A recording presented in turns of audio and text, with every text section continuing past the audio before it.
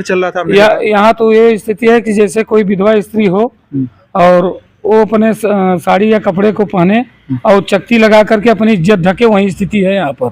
मतलब ये ज्ञानपुर विधानसभा में हाँ, विकास अछूता शक्ति है। लगा के विधानसभा के साथ इसका मतलब दोहरा व्यवहार किया जा रहा है। जैसे यहाँ पुल की मांग हो रही है और जनता को अगर खुश नहीं कर पाते हैं तो फिर अगली बार उनके लिए दिक्कत हो जाएगी।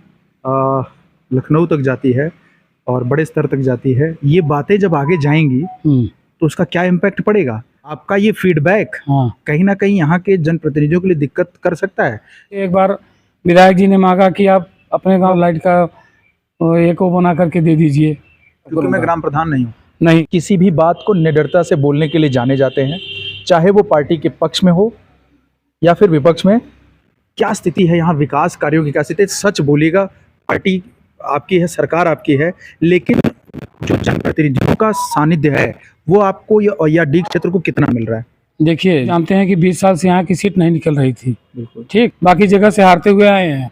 निकलना मुश्किल था। यानी कार्यकर्ताओं की समस्याओं को सुना नहीं जा रहा है। विनय श्रीवास्तव थे, उसमें कुछ पैसा इन्वेस्ट किए थे सर, क्योंकि एक गांव पूरा गंगा जी में चला गया। रोड की स्थिति इतनी गड़बड़ है, गाड़ी फंसने का डर रहता है। ये पब्लिक की बात है। नमस्कार, आकाशभूमि न्यूज में आपका स्वागत है। मैं हूं दीपक मिश्रा। इस समय हम मौजूद हैं जनपद भदोही के डीग ब्लॉक के दस्यूपुर गांव में, और यहां हमारे साथ इस समय मौजूद हैं डॉक्टर रमाशंकर सिंह जी, जो भारतीय जनता पार्टी के कर्मठ कार्यकर्ता, यहाँ के मंडल अध्यक्ष हैं और किसी भी पार्टी की जान कार्यकर्ता होते हैं। निश्चय ही ऐसी पार्टी के मंडल अध्यक्ष हैं जो पूरे विश्व में लोकतांत्रिक पार्टी की बात करें तो सबसे बड़ी पार्टी है। किस तरह से लोगों के बीच प्रचार कर रहे हैं और किस तरह से अपनी पार्टी को आगे बढ़ा रहे हैं, और सबसे बड़ी बात, किसी भी बात को निडरता से बोलने के लिए जाने जाते हैं, चाहे वो पार्टी के पक्ष में हो या फिर विपक्ष में। जनता के पक्ष में होना चाहिए, कार्यकर्ताओं के पक्ष में होना चाहिए, ऐसी बात बोलते हैं। क्या नाम है आपका? हमारा नाम डॉक्टर रमाशंकर सिंह, मैं मंडल अध्यक्ष डीग, और मैं कार्यकर्ताओं के बीच में जाता हूं तो कार्यकर्ता से सिर्फ सम्मान मिलता है, और सम्मान के अलावा तो कुछ मिलता नहीं। लेकिन कार्यकर्ता हमसे बहुत उत्साहित रहते हैं, क्योंकि मैं कार्यकर्ता के समक्ष जा कर के ज़मीनी कार्य करता हूँ और जा कर के उनका समाचार और उनका सब व्यवस्था देखते हैं। जैसे रोड नहीं है और किसी को घर भी नहीं है, कैसे कैसे गुजारा करते हैं कार्यकर्ता। अब अपना खर्च करके राष्ट्रहित के लिए पार्टी में लगे हुए हैं, और राष्ट्रहित के सोच के कारण मैं भी लगा हुआ हूं, क्योंकि मैं पेशे से डॉक्टर हूं, होम्योपैथ का, लेकिन मैं राष्ट्रहित के नाते पार्टी को अपना अमूल्य समय देता हूं। होम्योपैथ डॉक्टर हैं आप? हाँ, होम्योपैथ डॉक्टर। जो हमें खबरें मिलती हैं, चूंकि जनपद में काफ़ी नाम है आपका, काफ़ी रोगों को ठीक करने के लिए जाने जाते हो, तो कैसे दोनों चीज़ों को मैनेज करते हैं, जबकि आप एक अच्छे डॉक्टर भी हैं, तमाम भीड़ लगी रहती है आपके यहाँ, तो कैसे मैनेज कर पाते हैं? देखिए, अगर ईमानदारी से कहा जाए तो अगर मान लीजिए पार्टी के लिए 2-3 घंटे अगर काम ईमानदारी से किया जाए तो काफ़ी, हाँ प्रतिदिन, तो पार्टी के लिए उतना ही काफ़ी है। बाकी ईमानदारी से काम करना चाहिए। मैं अपने कर्तव्य का निर्वहन करते हुए पार्टी के समक्ष काम करता हूँ, और कार्यकर्ताओं के बीच में जा कर के, जैसे अब हर बूथों के लिए वोटर लिस्ट आई हुई है, मैं अपना अगले समय डॉक्टरी में दिया, उसके बाद अब जो समय बचा है मैं उसके भाजपा के लिए समर्पित हूँ। खबर है कि कार्यकर्ताओं के लिए कभी अगर धन की कमी होती है या पैसे की कमी होती है, उससे भी आप मदद करते हैं जरूरत पड़ने पर कार्यकर्ताओं को? मैं अपना स्वयं लगाता हूँ, अपना ही खर्च करता हूँ। कार्यकर्ताओं के लिए? हाँ, कार्यकर्ता के लिए भी हम काम करते हैं, अगर जरूरत पड़ जाए तो। हाँ, पड़ेगा तो करेंगे काम। एक सवाल आपसे है, क्योंकि डीग जो है वो एकदम कह सकते हैं कि किनारे पर है जनपद के। हाँ। क्या स्थिति है यहाँ विकास कार्यों की? क्या स्थिति? सच बोलिएगा, पार्टी आपकी है, सरकार आपकी है, लेकिन जो जनप्रतिनिधियों का सानिध्य है वो आपको या डी क्षेत्र को कितना मिल रहा है? देखिए, जब सच्चाई पे आप बात कर रहे हैं तो मैं सच ही बोलूँगा, क्योंकि आप जानते हैं कि 20 साल से यहाँ की सीट नहीं निकल रही थी, बिल्कुल ठीक। तो कार्यकर्ताओं के पास मैंने जी तोड़ मेहनत किया, जाकर के मिला और उन लोगों से वोटिंग करवाया, और वो लोग स्वेच्छा से वोट किए। और आप अच्छे ढंग से जानते हैं कि यहाँ से विधायक की सीट डीग मंडल से ही निकली है, बाकी जगह से हारते हुए आए हैं। लेकिन आज भी और कार्यकर्ताओं सीट को निकलना मुश्किल था। मुश्किल था। अब आज भी कार्यकर्ताओं की उपेक्षा की जा रही है। वो आज भी रोड नहीं बनी है जहाँ मैं यानी कार्यकर्ताओं की समस्याओं को सुना नहीं जा रहा है, इसको कहना चाहेंगे। सुना नहीं जा रहा है। आज भी जैसे छछुआ का गंगा कटान है, विनय श्रीवास्तव थे, उसमें कुछ पैसा इन्वेस्ट किए थे, सरकार से दिलवाए थे, लेकिन वहाँ सही काम नहीं हुआ। कटान फिर हुआ। कर्मचारियों की लापरवाही से कटान फिर हुआ। उस कटान को रोकना चाहिए, क्योंकि एक गांव पूरा गंगा जी में चला गया और छछुआ बोर्रा की कुछ बाकी रोड, गांव में धीरे धीरे कट रहे हैं। हाँ कट रहे हैं।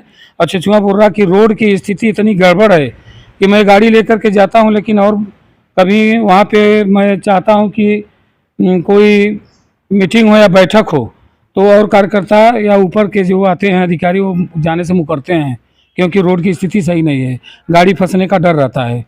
अब सोचिए उनको जब कोई डिलीवरी होगी या कोई बीमार होगा, वो लोग कैसे आते हैं।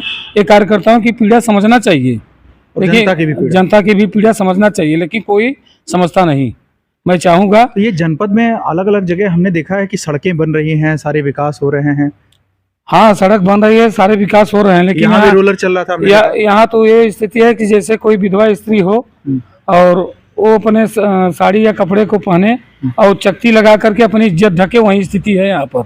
मतलब ये ज्ञानपुर विधानसभा में हाँ विकास अछूता शक्ति है, लगा के विकास मतलब इज्जत बचाई जा रही है। एकदम इज्जत बचाई जा रही बस।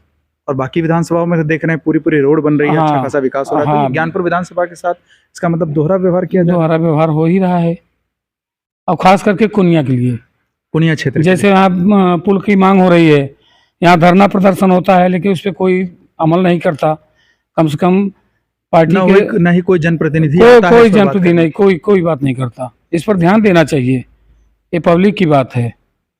एक सवाल और, अभी आपके नए जिलाध्यक्ष चुने गए हैं, क्या कहना चाहेंगे इनके बारे में? नए जिलाध्यक्ष ठीक हैं, सब कुछ सही है, लेकिन यहाँ की जनता चाहती है कि एक बार वो आए यहाँ पर। अभी तक आए नहीं? अभी नहीं आए हैं।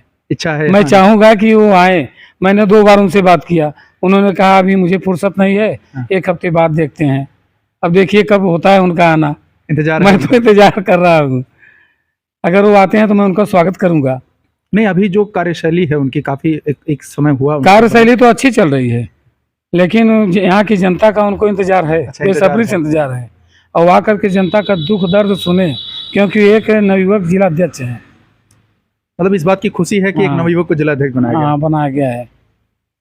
अभी अगर ये खबर जनपद के अधिकारी देखें या पार्टी के जो जनप्रतिनिधि हैं वो देखें, उनसे क्या कहना चाहेंगे, क्या मैसेज होगा आपका उनके लिए? हम तो यही चाहेंगे कि जनता से ही वो चुन करके गए हैं, और जनता को अगर खुश नहीं कर पाते हैं तो फिर अगली बार उनके लिए दिक्कत हो जाएगी।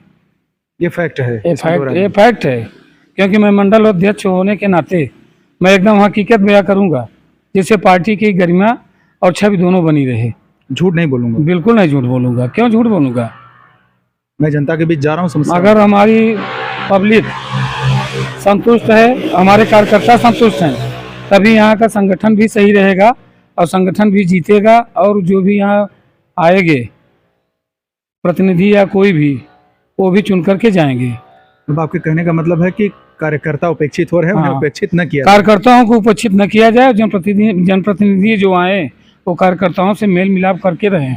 आप जानते हैं ये खबर लखनऊ तक जाती है और बड़े स्तर तक जाती है। ये बातें जब आगे जाएंगी तो उसका क्या इम्पैक्ट पड़ेगा? इसका इम्पैक्ट नहीं क्योंकि 2024 का चुनाव आने वाला है। हाँ आपका ये फीडबैक हाँ कहीं ना कहीं यहाँ के जनप्रतिनिधियों के लिए दिक्कत कर सकता है। भाई सीधी सी बात है देखिए कि जब कार्यकर्ता संतुष्ट नहीं होंगे तो किसके बल पे चुनाव लड़ा जाएगा? अब ठीक बात है, लेकिन दिक्कत हो या कुछ भी हो, लेकिन मैं तो जनता की ही बात करूंगा, क्योंकि मैं पब्लिक में ही जाता हूँ।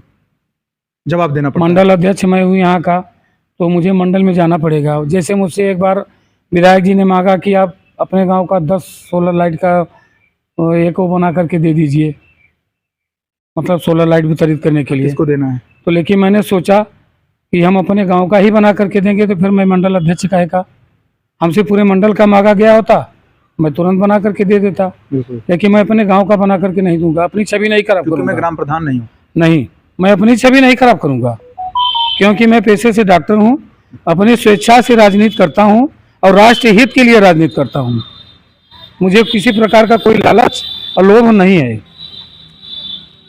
धन्यवाद निडरता से बातचीत करने के लिए। हमारे साथ बात कर रहे थे डॉक्टर रमाशंकर जी, जो निश्चय ही निष्पक्ष कार्यशैली के लिए और निडर बयानों के लिए जाने जाते हैं। जो सच है बेखौफ बेबाक उन्होंने बोला।